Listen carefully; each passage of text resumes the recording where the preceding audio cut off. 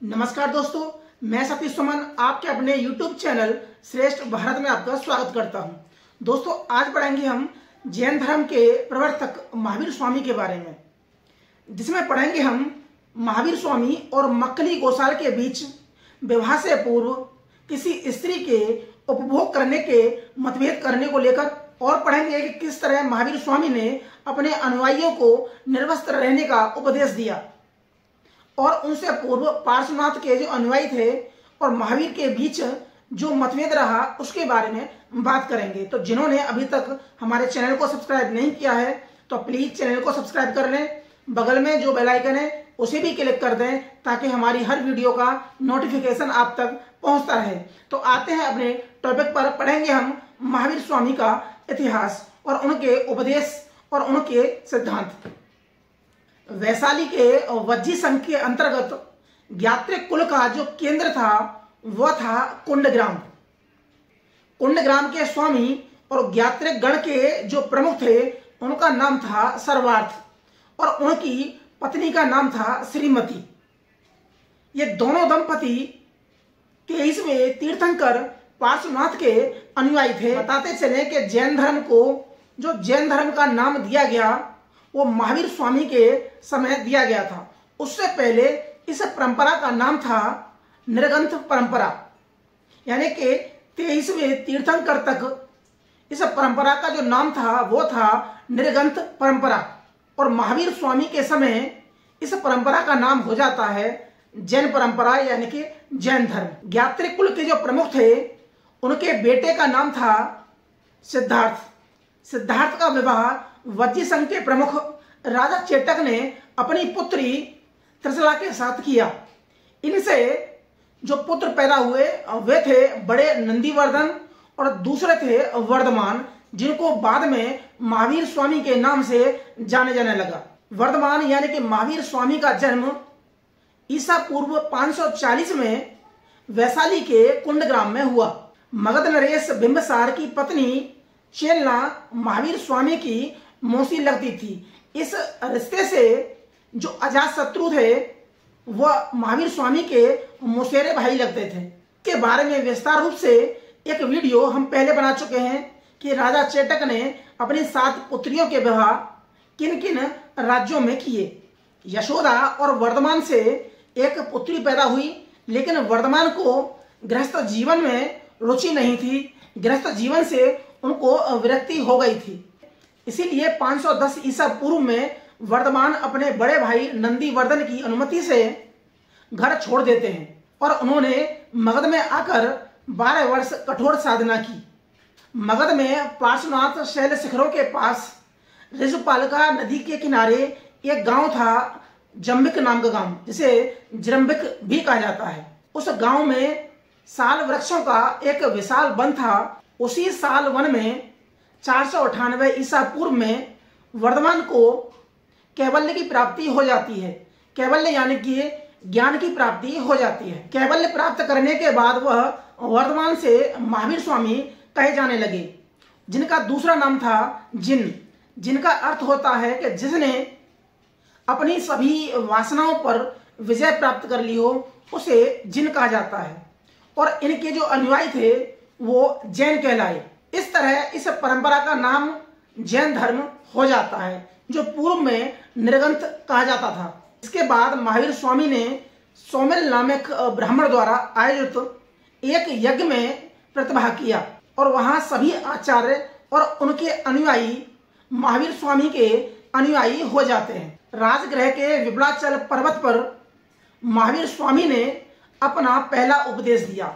जिस तरह बौद्ध शाखा में बौद्ध बनने के बाद भगवान बुद्ध ने अपना पहला उपदेश दिया, जिसे धर्म चक्र प्रवर्तन कहा जाता है, उसी तरह महावीर स्वामी ने मगध के विबलाचल पर्वत पर अपना पहला उपदेश दिया। जैन धर्म में मोक्ष प्राप्ति को जीवन का प्रमुख उद्देश्य माना जाता है। महावीर स्वामी ने कहा था कि मोक्ष प्राप्त करने के लिए त्रिरत्न का पालन करना आवश्यक हो जाता है। पहला सम्यक दर्शन, दूसरा सम्यक ज्ञान और तीसरा सम्यक चरित्र या आचरण।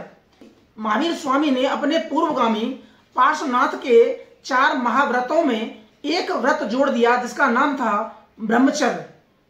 इस तरह महावीर स्वामी तक ये व्रत 5 व्रत कहलाते हैं, यानी कि 5 महाव्रत कहलाते हैं। और ये 5 महाव्रत हैं अहिंसा, सत्यवचन, अस्तेय, अपरग्रह और 5वां ब्रह्मचर्य। इन 5 महाव्रतों का पालन करना जैन साधुओं के लिए परम आवश्यक था। अगर कोई गृहस्थ जीवन का व्यक्ति इन व्रतों का पालन करता है तो उसे अणुव्रत कहा जाता था। महावीर स्वामी कर्ता, धर्ता और संहर्ता के रूप में किसी भगवान को नहीं मानते थे। उन्होंने कहा कि कोई कर्ता नहीं है, कोई धर्ता नहीं है, कोई इस सृष्टि का संहर्ता नहीं है। उन्होंने अपने उपदेशों में ईश्वर, देव, प्रेत या राक्षस आदि का खंडन किया था। हाँ, उन्होंने आत्मा के स्वरूप को स्वीकार किया था।